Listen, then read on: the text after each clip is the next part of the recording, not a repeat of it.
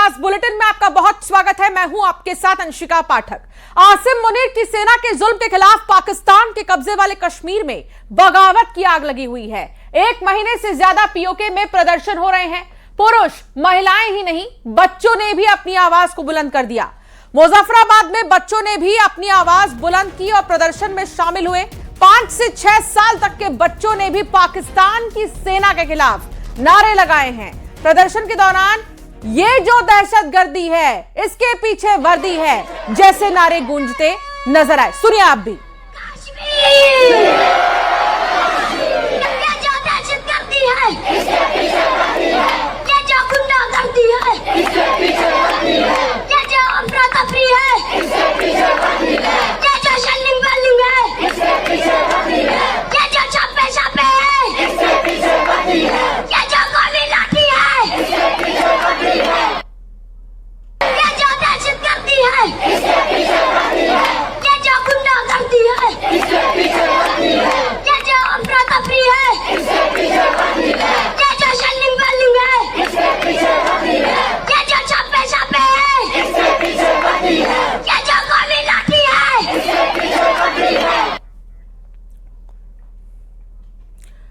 PoK के टुकड़े होना तय है। पीओके में हालात कंट्रोल से बाहर होते नजर आ रहे हैं, जिसकी गवाही लीक दस्तावेज दे रहे हैं। पीओके में बढ़ते विरोध प्रदर्शनों और कानून व्यवस्था की हालत बिगड़ चुकी है, जिस वजह से पाकिस्तान के कब्जे वाले जम्मू कश्मीर के गृह विभाग ने इस्लामाबाद से और पाकिस्तानी जवान मांगे हैं। 8 जुलाई की तारीख वाले लीक दस्तावेज में 4000 और जवान, साथ ही पाकिस्तान रेंजर्स की 7 विंग तत्काल भेजने की मांग की गई है। साथ ही दस्तावेज में कहा गया है कि अब तक सुरक्षा बलों के 4 जवान मारे गए हैं और 174 घायल हुए हैं। कुल मिलाकर पीओके के टुकड़े होना क्या तय है? पीओके में हालात कंट्रोल से बाहर होते दिखाई दे रहे हैं और इसकी गवाही लीक दस्तावेज दे रहे हैं। दरअसल पीओके में बढ़ते विरोध प्रदर्शनों और कानून व्यवस्था की हालत बिगड़ गई है। इस वजह से पाकिस्तान के कब्जे वाले जम्मू कश्मीर के गृह विभाग ने इस्लामाबाद से और भी ज्यादा पाकिस्तानी जवान मांगे हैं।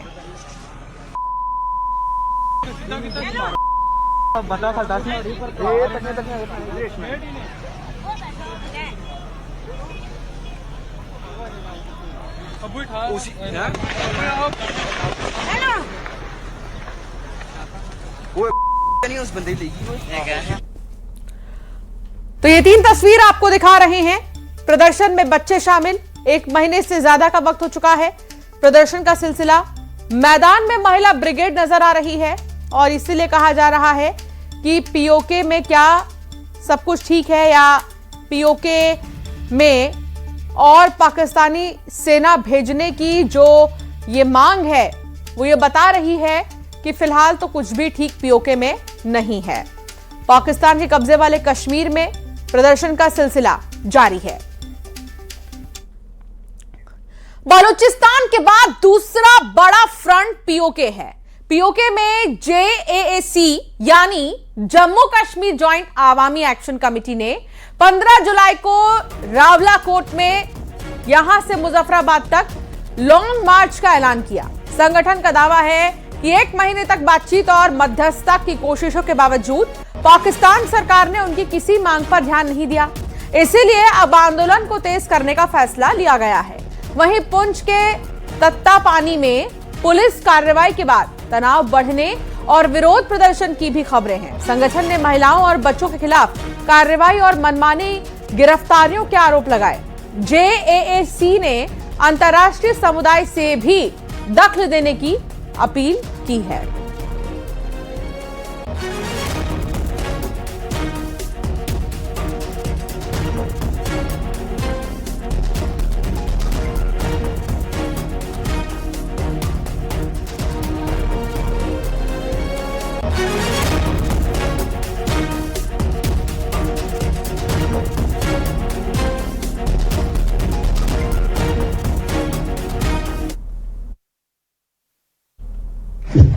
कोर कमेटी की तरफ से, क्योंकि मुजफ्फराबाद के हमारे शौकत नवाज साहब समेत बहुत सारे कोर कमेटी के मेंबरान उन्हें गिरफ्तार कर दिया गया। उसी तनाजर में आज अबूरी तौर पे हम मुजफ्फराबाद के कोर मेंबरान जो एक्टिंग कोर मेंबरान होंगे जम्मू कश्मीर जॉइंट अवामी एक्शन कमेटी का उनका ऐलान करते हैं। पाकिस्तान का जनरल मुनीर अपने ही घर में घिर चुका है। बलूचिस्तान आउट ऑफ कंट्रोल हो चुका है। चगाई जिले के मुख्यालय पर बीएलए यानी कि बलोच लिबरेशन आर्मी ने कब्जा करने का दावा किया। दूसरी ओर पीओके में जेएएसी ने पाकिस्तान सरकार के साथ आर पार की लड़ाई का ऐलान कर दिया। जेएएसी ने 15 जुलाई को रावलाकोट से मुजफ्फराबाद तक लॉन्ग मार्च का ऐलान कर दिया। क्या मुनीर और शहबाज का तख्ता पलट तय है? देखिए रिपोर्ट।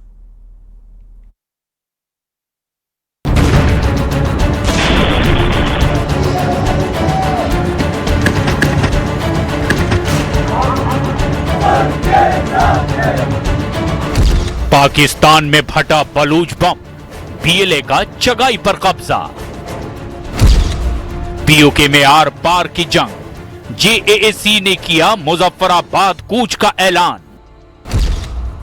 टूटने लगा पाकिस्तान, खतरे में मार्शल मुनीर की कुर्सी।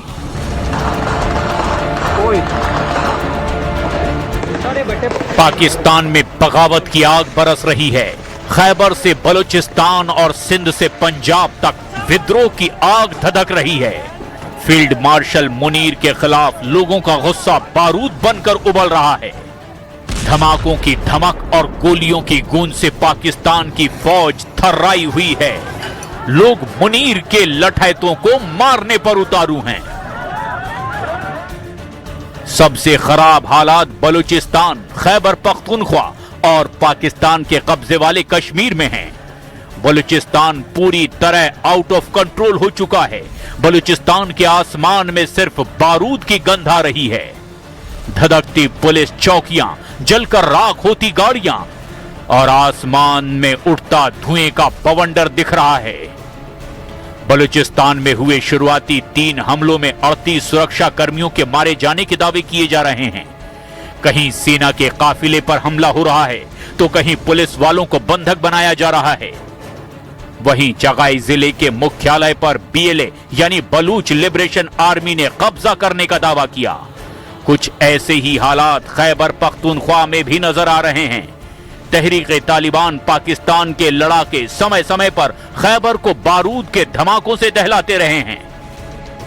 28 जून के बाद के हालात को तो पाकिस्तान की फौज शायद ही कभी भूल पाए। 28 जून की देर रात को पाकिस्तान ने अफगानिस्तान के 3 प्रांतों में हमला किया। पाकिस्तानी अटैक में अफगानिस्तान के 38 लोगों की मौत हो गई। इसके बाद अफगानिस्तान ने पाकिस्तान के अंदर खासकर खैबर के इलाके में कई हमले किए। ड्रोन हमलों से आईएसआईएस के कई आतंकवादी मारे गए। वहीं पाकिस्तान के कब्जे वाले कश्मीर में 1 महीने से विद्रोह की आग धधक रही है और अब पीओके में आजादी की लड़ाई आर पार की जंग में तब्दील हो चुकी है। ये जो दहशत करती है, ये जो दहशत करती है, ये जो गुंडा करती है, ये जो अफरा तफरी है, ये जो शलिंग बलिंग है, ये जो छापे छापे है, ये जो गोली लाठी है। बलूचिस्तान में बीएलए की खुली बगावत, मुनीर को खुला चैलेंज। पाकिस्तान की फौज के लिए जुलाई 2026 के महीने की सबसे खतरनाक खबर आई है। 4 दिन में बीएलए के कई हमले हुए। अब तक तो बलूच लड़ाके सिर्फ पाकिस्तान के सुरक्षा कर्मियों को मारते थे, लेकिन अब तो वो मुनीर की फौज को खुला चैलेंज देते दिख रहे हैं। बलूच लड़ाके पुलिस चौकियों के साथ साथ अब शहरों पर भी कब्जा करने लगे हैं, जिससे पाकिस्तान की फौज खौफ में नजर आ रही है। अब तो बिना सबूतों के आरोपों का खुला खेल खेला जा रहा है। लेकिन वैसे तो बलूचिस्तान की आजादी की लड़ाई कई संगठन लड़ रहे हैं। बलूचिस्तान में कई हथियारबंद गुट सक्रिय हैं जो समय समय पर बलूचिस्तान में धमाके करते रहे हैं। लेकिन बलूचिस्तान की आजादी को लेकर सबसे घातक और असरदार संगठन है बलूचिस्तान लिबरेशन आर्मी यानी बीएलए। अलगाववादी संगठन है बलूच लिबरेशन आर्मी। इसका मकसद पाकिस्तान से बलूचिस्तान को आजाद कराना है। अमेरिका की रिपोर्ट बताती है कि बीएलए में 5000 लड़ाके मौजूद हैं। इनमें मजीद ब्रिगेड जैसे आत्मघाती दस्ते भी शामिल हैं, जो छोटे हथियार और एंटी टैंक रॉकेट से लैस हैं। बीएलए की ताकत का अंदाजा इसी बात से लगा सकते हैं कि मार्च 2025 में बलूच लिबरेशन आर्मी के लड़ाकों ने क्वेटा से पेशावर जा रही जाफर एक्सप्रेस को हाईजैक कर लिया था। बीएलए के लोगों ने बोलन क्षेत्र में ब्लास्ट करके पहले रेलवे ट्रैक को उड़ा दिया और फिर ट्रेन को जबरन रोककर सैकड़ों यात्रियों को बंधक बना लिया। बंधकों को छुड़ाने के लिए पाकिस्तानी सेना और स्पेशल फोर्सेज ने 30 से 36 घंटे तक लंबा रेस्क्यू ऑपरेशन चलाया था। एक बार फिर बलोचों ने बलूचिस्तान को आजाद कराने की लड़ाई और तेज कर दी है। वो एक ऑपरेशन के ऊपर convoy, army convoy was in the area of Dela Bandar. Engagement हुई है उस कॉन्वॉय की डीएलए वालों के साथ। The convoy was attacked. उसमें एंगेजमेंट में 11 फौज के जवान, 1 जेसीओ और 10 जवान शहीद हुए हैं और 14 जो से हैं बीएलए के फितनाल हिंदुस्तान के दहशतगर्द मारे गए। बलूचिस्तान की तरह पाकिस्तान के कब्जे वाले कश्मीर में भी पाकिस्तान से आजादी की आवाजें बुलंद होने लगी है। ये जो दहशतगर्दी है, नारे कश्मीर, कश्मीर के वारिस, कश्मीर के वारिस, ना बिकने वाले, ना झुकने वाले, ना गिरने वाले, कश्मीर के वारिस।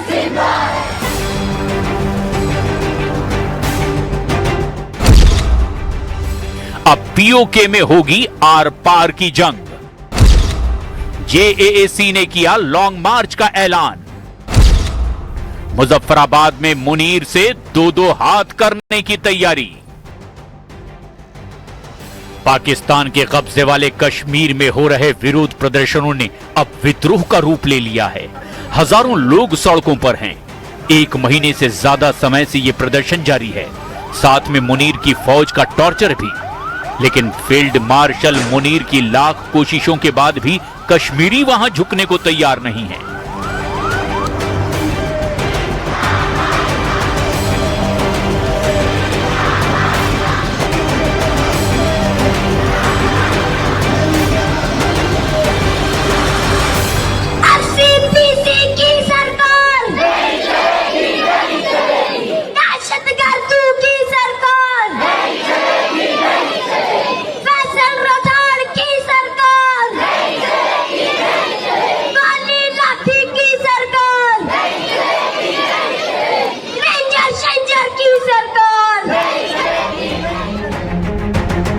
पाकिस्तान के कब्जे वाले कश्मीर में विरोध प्रदर्शन की शुरुआत जून के शुरुआती दिनों में हुई। तब मुद्दा महंगाई, भारी बिजली बिल और सब्सिडी वाले आटे का था। खाने के सामान की सप्लाई रोकी गई तो लोग सड़कों पर उतर आए। लेकिन फील्ड मार्शल मुनीर अपने रेंजर्स के बूटों के नीचे लोगों की आवाज को दबाने की कोशिश करने लगा। प्रदर्शनकारियों पर गोलियां चलाई गई, अस्पतालों से घायलों को उठाया गया, लोगों को जेलों में भर दिया गया।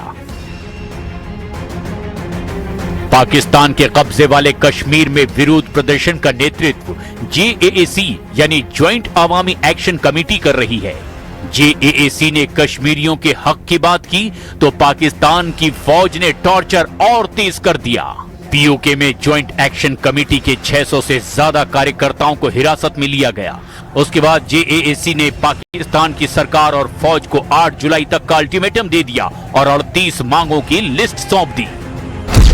पाकिस्तान के कब्जे वाले कश्मीर की मांग है कि शरणार्थी सीटों का विवाद सुलझे, आरक्षित 12 सीटों को खत्म किया जाए, हाइड्रो पावर प्रोजेक्ट पर फिर से विचार हो और लोकल लोगों को हिस्सेदारी मिले, स्थानीय संसाधन और राजस्व पर पहले पीओके के लोगों का हक हो, महंगाई और महंगी बिजली से मुक्ति मिले, शिक्षा, स्वास्थ्य और सड़क की हालत सुधारी जाए और युवाओं को रोजगार मिले। लेकिन पाकिस्तान की सरकार ने कश्मीरियों की मांगों पर गौर तक नहीं किया। फील्ड मार्शल मुनीर ने कश्मीरियों पर अपने रेंजर्स का टॉर्चर जरूर तेज कर दिया। 9 जुलाई को रावलाकोट के कोटरी में मुनीर के रेंजर्स ने निहत्थे प्रदर्शनकारियों पर गोलियां बरसा दी। अंधाधुंध फायरिंग में वाजिद और सरदार नासिर नाम के 2 लोगों की मौके पर ही मौत हो गई और 13 से ज्यादा लोग इसमें घायल हुए। पाकिस्तान के कब्जे वाले कश्मीर में अब तक 60 से ज्यादा लोगों की मौत हो चुकी है। 600 से ज्यादा प्रदर्शनकारी मुनीर की फौज के कब्जे में हैं। अब कश्मीरी शहबाज की सरकार और मुनीर की फौज से कोई बात नहीं करेंगे। अब सीधी जंग होगी, वो भी मुजफ्फराबाद के मैदान में। माना जा रहा है कि मुजफ्फराबाद मार्च में लोगों का सैलाब उमड़ेगा, लाखों लोग सड़क पर उतरेंगे। ऐसे में सवाल ये है कि क्या नेपाल और बांग्लादेश की राह पर है अब पाकिस्तान? पाकिस्तान में तख्ता पलट की कहानी लिखी जा चुकी है और शहबाज और मुनीर घसीट कर कुर्सी से उतारे जाने वाले हैं, क्योंकि पाकिस्तान में तो नेपाल और बांग्लादेश से भी ज्यादा हालात खराब हैं। शहबाज की सरकार और मुनीर की फौज फंस गई है। एक और बलूचिस्तान के बलोच पाकिस्तानी सेना को पीट रहे हैं, तो दूसरी तरफ अफगानिस्तान से तहरीके तालिबान के लड़ाके समय समय पर पाकिस्तान को धमाकों से दहलाते जा रहे हैं। रही सही कसर पीओके में विद्रोह की आग ने पूरी कर डाली है और अब तो कश्मीरियों ने भी मुजफ्फराबाद मार्च का ऐलान कर दिया है।